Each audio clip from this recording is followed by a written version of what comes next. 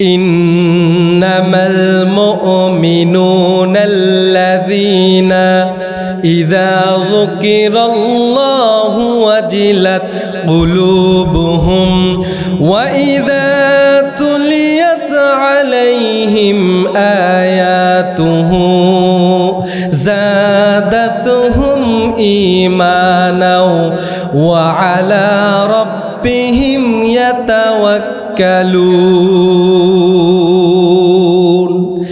আরো জোরে বলো আল্লাহু আকবার। আমার প্রিয় ভাইয়েরা, আল্লাহ রাব্বুল আলামিন এই আয়াতে কারিমার ভিতরে মুমিন বান্দাদেরকে ডাক দিয়ে বলতেছেন, ওহে মুমিন বান্দাগণ, ওহে ইমানদার বান্দাগণ, ওহে বিশ্বাসী বান্দাগণ, দুনিয়াতে তোমাদের বৈশিষ্ট্য হবে তিনটি, দুনিয়াতে তোমাদের গুণাবলী হবে তিনটি। সবাই চিৎকার দিয়ে বলেন তো, দুনিয়াতে মুমিন বান্দাদের গুণাবলী হবে কয়টি? আমার প্রিয় ভাইয়েরা, আল্লাহ রাব্বুল আলামিন বললেন মুমিন বান্দাদের গুণাবলী হবে তিনটি। এক নাম্বার গুণাবলীর কথা আল্লাহ তাআলা বলতেছেন, ইযা যুকিরাল্লাহু ওয়াজিলাত কুলুবুহুম, যখন কোন মুমিন বান্দা আল্লাহ রাব্বুল আলামিনের জিকির করবে, আল্লাহ রাব্বুল আলামিনের স্মরণ করবে, এমন সময় মুমিন বান্দার অন্তরের ভিতরে যিনি কম্পন সৃষ্টি করে দিবেন, চিৎকার দিয়ে বলেন তিনি কে? ভাইরা আমার, আল্লাহ রাব্বুল আলামিন বললেন মুমিন বান্দার দুই নম্বর গুণাবলী হলো ওয়া ইযা তুলিয়াত আলাইহিম আয়াতুহু যাদাতহুম ঈমানা, যখন কোন মুমিন বান্দা আল্লাহ রাব্বুল আলামিনের কুরআনুল কারীম তেলাওয়াত করবে, আল্লাহ রাব্বুল আলামিনের কুরআনুল কারীমটাকে শ্রবণ করবে, এমন সময় মুমিন বান্দার অন্তরের ভিতরে থাকা ঈমান নামক মহা সম্পদটাকে যিনি বৃদ্ধি করবেন, চিৎকার দিয়ে সবাই বলেন তো তিনি কে? ভাইরা আমার, মুমিন বান্দার তিন নম্বর গুণাবলী হলো ওয়া আলা রাব্বিহিম ইয়াতাওয়াক্কালুন।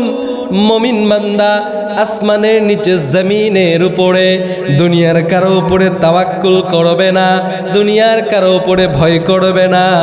মুমিন বান্দা শুধুমাত্র কেবলমাত্র একমাত্র তারই উপরে তাওয়াক্কুল আর ভরসা করবে। চিৎকার দিয়ে সবাই বলো তো তিনি কে? যাদের হৃদয়ে আছে আল্লাহর ভয়, তারা কবু পথ ভুলে যায় না, ঠিক কিনা? যাদের হৃদয়ে আছে আল্লাহর ভয়, তারা কবু পথ ভুলে যায় না।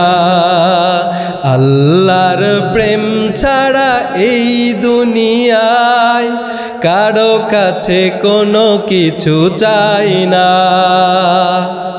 রাতের আধারে যারা সেজদাতে রয়, দু চোখের অশ্রুতে নদী যেন বয়, ছলনার হাত সানি যত আসুক, ছলনার হাত সানি যত আসুক, পেছনে ফিরেও সে তাকাই না।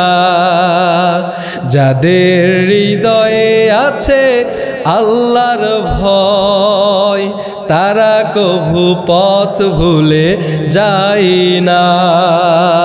চিল্লায় বলেন ঠিক কিনা? আমার প্রিয় মুসলমান ভাইয়েরা, আমি শুধুমাত্র আপনাদের সামনে আয়াতে কারিমার সরল অনুবাদটা তেলাওয়াত করলাম। আমার প্রিয় ভাইয়েরা, আমি এই আয়াতের তাফসিরের ভিতরে প্রবেশ করতে চাই, এই আয়াতের ব্যাখ্যার ভিতরে যেতে চাই, কিন্তু তার পূর্ব মুহূর্তে আপনাদের কাছে আমি একটু জানতে চাই। আমার প্রিয় ভাইয়েরা, আমি আপনাদের সামনে যেই কিতাব থেকে আলোচনা করার জন্য এসেছি, আপনারা যেই কিতাব থেকে আলোচনা শুনতে এসেছেন, সবাই চিৎকার দিয়ে বলেন তো সেই কিতাবের নাম কি? আরো জোরে বলেন সেই কিতাবের নাম কি? আমার প্রিয় ভাইরা, আল্লাহ রাব্বুল আলামিন এমন একটা কিতাব আমাদের সামনে দিয়েছেন। আল্লাহ রাব্বুল আলামিন এমন একটা কিতাব আমাদের উপরে নাজিল করেছেন, যেই কিতাবটা হলো আমাদের জন্য রহমত। কথা বলেন ঠিক কি না? আমার প্রিয় ভাইরা, এই কোরআনুল কারীমটা হলো এমন একটা কিতাব, যেই কিতাবের ভিতরে আল্লাহ রাব্বুল আলামিন দুনিয়াতে যা কিছু রয়েছে সমস্ত কিছুর নীতিমালা, সমস্ত কিছুর আইন, সমস্ত কিছুর বিধান আল্লাহ তাআলা এই কিতাবের ভিতরে দিয়েছেন। কথা বলেন ঠিক কি না? ভাইরা আবার এই কিতাবের ভিতরে আল্লাহ রাব্বুল আলামিন দুনিয়াতে যা কিছু রয়েছে সমস্ত কিছুর সুস্পষ্ট বর্ণনা দিয়েছে। আমার প্রিয় ভাইয়েরা, আল্লাহ রাব্বুল আলামিন এই কিতাবের ভিতরে নামাজের বিধান দিয়েছেন। কথা বলেন ঠিক কিনা? আমার ভাইয়েরা, আল্লাহ রাব্বুল আলামিন এই কিতাবের ভিতরে রোজার বিধান দিয়েছেন। আল্লাহ রাব্বুল আলামিন এই কিতাবের ভিতরে হজের বিধান দিয়েছেন। কিভাবে যাকাত ভিত্তিক অর্থ ব্যবস্থা চালু করতে হবে তার বিধানটাও আল্লাহ তাআলা কোরআনের ভিতরে দিয়েছেন। আমার প্রিয় ভাইরা, কিভাবে রাষ্ট্রকে পরিচালনা করতে হবে আপনার জীবনের শুরু থেকে শেষ পর্যন্ত, রান্নাঘর থেকে পাল্লা পেন পর্যন্ত যা কিছু প্রয়োজন আল্লাহ রাব্বুল আলামিন সে কথাও এই কোরআনুল কারীমের ভিতরে দিয়েছেন। কথা বলেন ঠিক কি না?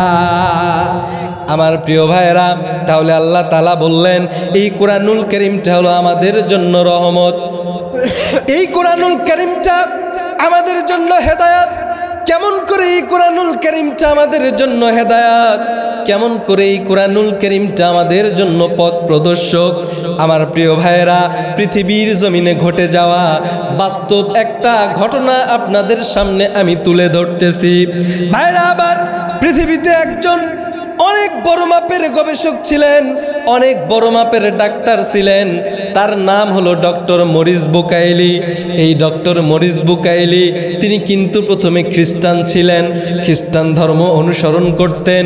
তিনি মুসলমান ছিলেন না, ইসলাম সম্পর্কে তেমন কিছু জানতেন না। আমার প্রিয় ভাইয়েরা, এই ডাক্তার একবার ফেরাউনের লাশ নিয়ে গবেষণা শুরু করে দিল। কিভাবে শত শত হাজার হাজার বছর পূর্বে কিভাবে তার লাশটা এখনো অক্ষত রয়েছে, কিভাবে তার লাশটা এখনো তাজা রয়েছে। আমার প্রিয় ভাইয়েরা, গবেষণা করার জন্য অনেকগুলো কিতাব স্টাডি করে, অনেকগুলো বই নিয়ে গবেষণা করে। গবেষণা করার পরে দীর্ঘদিন হয়ে যায়, কিন্তু ডক্টর মরিস বুকাইলি গবেষণার সফলতার দ্বার প্রান্তে পৌঁছাইতে পারে না। এমন সময় তার একজন মুসলিম সহকারী ছিল।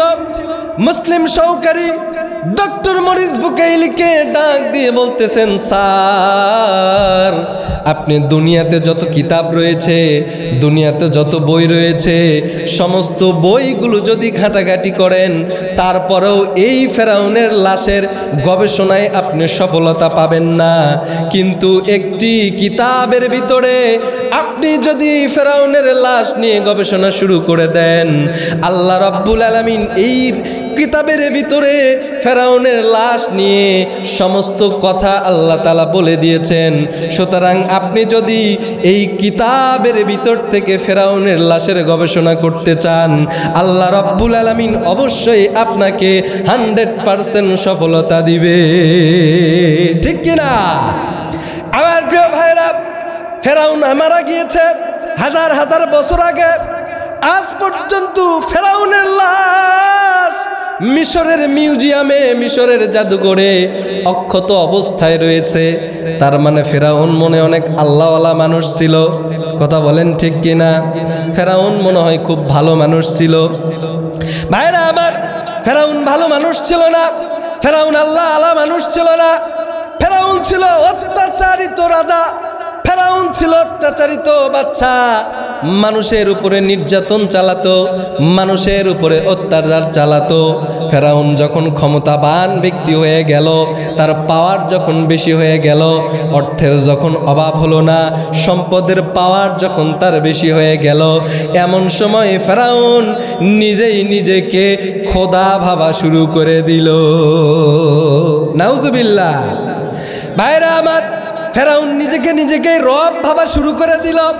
ভাইরা আমার, এমন কি ওই জামানার মধ্যে ফেরাউনের যারা অধীনে ছিল সবাইকে বলে দিল, তোমরা আমাকে রব হিসেবে মানো, যারা রব হিসেবে মানবে তারা তোমরা আমার অত্যাচার থেকে বেঁচে যাবে, যারা আমাকে খোদা হিসেবে মানবে তারা আমার নির্যাতন থেকে বেঁচে যাবে, আর যারা আমাকে রব হিসেবে মানবে না, আমাকে খোদা হিসেবে মানবে না, তাদেরকে ধরে ধরে ফেরাউনের লোকেরা জেলখানার মধ্যে ঢুকে দিত।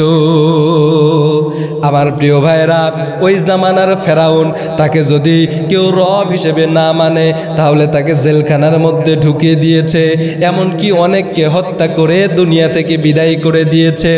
ভাইরা আমার, এই তো কিছুদিন আগে আমাদের জামানাতেও এমন কিছু নব্য ফেরাউন ছিল, যারা কোরআনের কথা বললে, ইসলামের কথা বললে, সঠিক কথা বললে, আল্লাহওয়ালাদের পক্ষে কথা বললে, আলেম ওলামাদের কথা বললে, ওই জামানার ফেরাউনের মতো এই জামানার নব্য ফেরাউন আলেম ওলামাদেরকে জেলখানার মধ্যে বন্দি করে রেখেছিল। কথা বলেন ঠিক কিনা? আমার প্রিয় ভাইরা, গভীর মনোযোগ দিয়ে শুনবেন। ফেরাউন যখন বলে দিল, যারা আমাকে রব হিসেবে মানবে না, যারা আমাকে খোদা হিসেবে মানবে না, তাদেরকে জেলখানার মধ্যে বন্দি করো, হত্যা করে দুনিয়া থেকে বিদায় করো। ভাইরা আমার, আল্লাহ রাব্বুল আলামিন এই সময় হযরত মুসা আলাইহিস সালাতু ওয়াস সালামকে ডাক দিয়ে বলতেছেন, মুসা রে, ফেরাউন সীমা লঙ্ঘন করে ফেলেছে, যাও যাও তাড়াতাড়ি চলে যাও ফেরাউনের কাছে। আমার প্রিয় ভাইরা, হযরত মুসা আলাইহিস সালাতু ওয়াস সালাম ছিলেন তখনকার পয়গম্বর, তখনকার নবী। আমার প্রিয় ভাইরা, আমরা জানি সকলে হযরত মুসা আলাইহিস সালাতু ওয়াস সালামের একটু রাগ বেশি, ঠিক কি না? আমার প্রিয় ভাইরা, যখন হযরত মুসা আলাইহিস সালাতু ওয়াস সালাম রাগ করতেন, রেগে যেতেন, তার চেহারাটা লাল বর্ণ হয়ে যেত, তার চক্ষুটা লাল হয়ে যেত, এমনকি তার মাথার যে চুলগুলো ছিল, রাগ হইলে হযরতে মুসার মাথার চুলগুলো আসমানের দিকে তরতর করে খাড়া হয়ে যেত। আল্লাহু আকবার বলেন। ভাইরা আমার, হযরতে মুসা আলাইহিস সালাতু ওয়াস সালাম যেমন ছিলেন রাগী, আবার তিনি তেমন ছিলেন বুদ্ধিমান। কথা বলেন ঠিক কিনা? ভাইরা আমার, হযরত মুসা আলাইহিস সালাতু ওয়াস সালাম ছিলেন অনেক বুদ্ধিমান নবী, অনেক চালাক নবী। তিনি কেমন বুদ্ধিমান ছিলেন, কেমন চালাক ছিলেন? হযরত মুসা আলাইহিস সালাতু ওয়াস সালাম আল্লাহ রাব্বুল আলামিনের সঙ্গে কথা বলার জন্য একটা পাহাড়ে যেতেন। বলেন তো সবাই, সেই পাহাড়ের নাম কি? তুর পাহাড়ে চলে যেতেন। তুর পাহাড়ে যাওয়ার পরে আল্লাহ রাব্বুল আলামিনের সঙ্গে কথা বলতেন। আমরা যেমন মোবাইলের মাধ্যমে কথা বলি, এক জায়গা থেকে আরেক জায়গায় কথা শুনতে পাই, ঠিক সেই জামানায় হযরত মুসা আলাইহিস সালাতু ওয়াস সালাম তুর পাহাড়ে গিয়ে আল্লাহ রাব্বুল আলামিনের সঙ্গে কথা বলতেন। আমার প্রিয় ভাইয়েরা, কথা বলতে বলতে এক পর্যায়ে হযরত মুসা আল্লাহকে ডাক দিয়ে বলতেছে, আল্লাহ, তুমি তো আমার মালিক, আমি তো তোমার সৃষ্টি, আমি তো তোমার বান্দা, কিন্তু আল্লাহ তুমি বেয়াদবি মনে করো না, আমি তোমাকে একটা কথা বলতে চাই। আল্লাহ বলতেছে, কি কথা? তাড়াতাড়ি বল। হযরত মুসা আলাইহিস সালাতু ওয়াস সালাম ডাক দিয়ে বলতেছে, আল্লাহ, আমি তোমার সৃষ্টি, আমি তোমার বান্দা, এরপরে ও হযরত আমি মুসা পৃথিবীতে এমন 3টা কাজ পারি, যেই 3টা কাজ তুমি আল্লাহ তাআলাও পারো না। আল্লাহু আকবার বলবেন কি বলবেন না? আল্লাহ তাআলা এখন বলতেছে, মুসা, তোর মাথা কি খারাপ হয়েছে নাকি? তুই মুসা এমন 3টা কাজ পারিস, আর আমি আল্লাহও সেই 3টা কাজ পারি না, তোর মাথাটা কি খারাপ হয়েছে নাকি? আমার প্রিয় ভাইরা, বলেন তো, মুসার মাথা কি খারাপ? মুসার মাথা খারাপ নয়। আমার প্রিয় ভাইরা, সেই 3টি কথা কি আপনারা কি শুনবেন? ভাইরা আমার, গভীর মনোযোগ দিয়ে শুনবেন। আল্লাহ তাআলা ডাক দিয়ে বললেন, মুসা রে, কোন 3টা কাজ তুই পারিস? আর আমি আল্লাহ তাআলা কোন তিনটা কাজ পারি না আমি একটু তোর কাছ থেকে শুনতে চাই। আমার প্রিয় ভাইয়েরা, হযরত মুসা আলাইহিস সালাতু ওয়াস সালাম যেই তিনটা কাজ পারে, প্রথম নম্বরে এক নম্বরে বললেন, আয় আল্লাহ রাব্বুল আলামিন, আমি আপনার সৃষ্টি, আমি আপনার গোলাম হয়েও প্রথম এক নাম্বার যেই কাজটা পারি সেই কাজটা হলো আমি মুসা দুনিয়াতে খাবার খাইতে পারি, কিন্তু আপনি আল্লাহ কখনো খাবার খান না। আল্লাহু আকবার বলেন। আল্লাহ কি খাবার খায়? খাবার খায় না, কিন্তু মুসা খাবার খায় কি খায় না? ভাইরা আমার, আল্লাহ তাআলা বলতেছে মুসারা তুই অনেক চালাক নবী। আমার প্রিয় ভাইরা, হযরত মুসা আলাইহিস সালাতু ওয়াস সালাম আল্লাহ রাব্বুল আলামিনকে ডাক দিয়ে বলতেছেন, আল্লাহ দুই নাম্বার যেই কাজটা আমি পারি কিন্তু আপনি আল্লাহ পারেন না, সেই কাজটা হলো আল্লাহ আমার যখন বিশ্রামের প্রয়োজন হয়, আমার যখন ক্লান্তি আসে তখন আমি শুয়ে ঘুমাইতে পারি, কিন্তু আপনি আল্লাহ তাআলা কখনো ঘুমান না। আল্লাহু আকবার বলবেন না?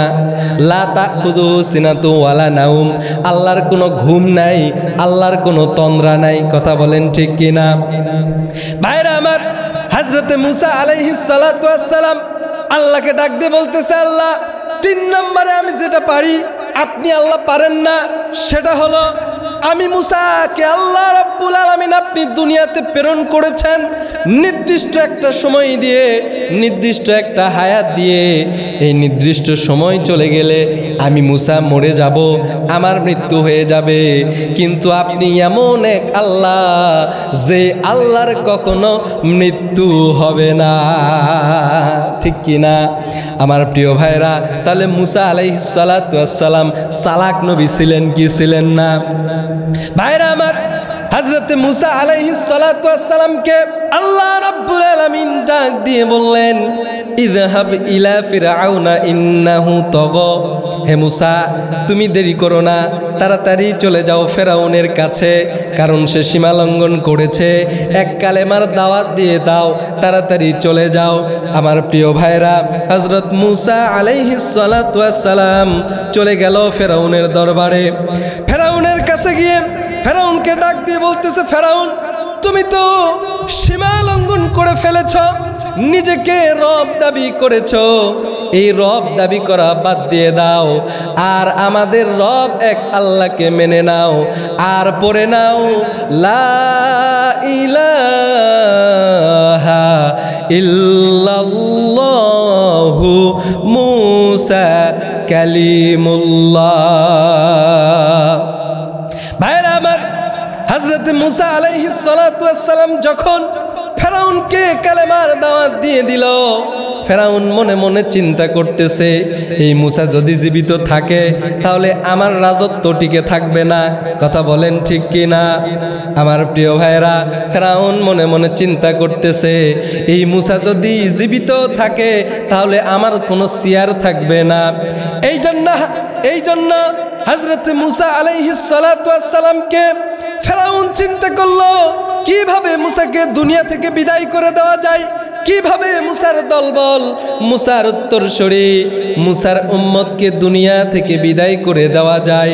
আমার প্রিয় ভাইয়েরা, হযরত মুসা আলাইহিস সালাতু ওয়াস সালামকে হত্যা করার জন্য ফেরাউন ধাওয়া করলো। এমন সময় হযরত মুসা আলাইহিস সালাতু ওয়াস সালাম তার দলবল সবাইকে নিয়ে ফেরাউনের কাছ থেকে বাঁচার জন্য, ফেরাউনের নির্যাতন থেকে বাঁচার জন্য নিরাপদ আশ্রয় খুঁজতেছে। এমন সময় যাইতে যাইতে হযরত মুসা আলাইহিস সালাতু ওয়াস সালাম লোহিত সাগরের কিনারে চলে গেছে।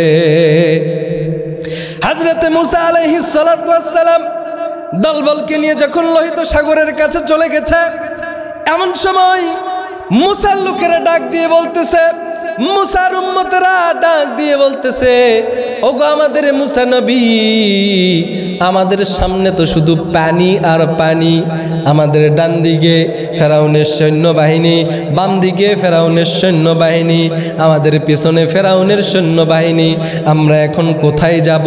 মুসাকে ডাক দিয়ে বলতেছে, ওগো নবী, আজকে মনে হয় আপনার কথা শুনে ঈমান আনয়ন করবার কারণে আজকে মনে হয় আমাদের প্রাণটা চলে যাবে। আমার প্রিয় ভাইরা, এমন সময় হযরতে মুসা আলাইহিস সালাতু ওয়াস সালাম তার উম্মতদেরকে ডাক দিয়ে বলতেছেন, ও আমার উম্মতেরা, তোমাদের ভয় করার কোনো চিন্তা নাই, তোমাদের টেনশন করার কোনো দরকার নাই। বিপদে পড়লে ঈমানদার বান্দাদেরকে সাহায্য করেন কে?